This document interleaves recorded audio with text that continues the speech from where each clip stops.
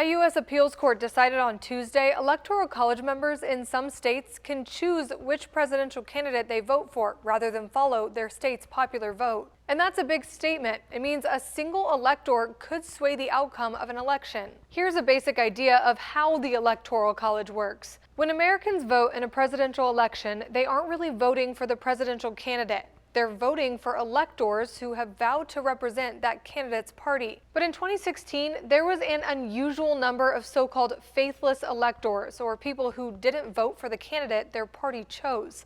In that election, 7 electors, 5 Democrats and 2 Republicans, defied the popular vote. It isn't a new concept. According to Fair Vote, there have been 167 faithless electors since the Electoral College was founded. Here's a breakdown of those electors. 43% changed their vote because the candidate they were supposed to vote for died before the Electoral College could vote. 17% either didn't vote or cast an abnormal vote, which Fair Vote says, for example, could mean they switched the presidential and vice presidential candidates. That leaves a remaining 40% who chose to vote for the candidate they wanted rather than matching the popular vote. That's still dozens of times electoral voters have deviated from popular vote. Until recently, it hasn't caught much attention because it's never affected the outcome of an election. And even if it might, a state could throw out the ballot.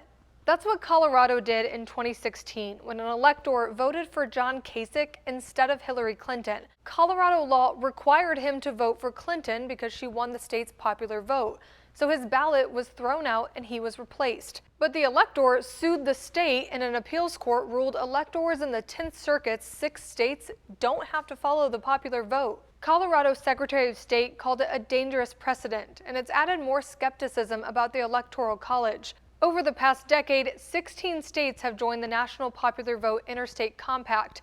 That agreement aims to change the way states award their electoral votes to ensure that the presidential candidate who gets the most votes nationwide ends up in the White House. The pact only goes into effect if the participating states total 270 electoral votes or more.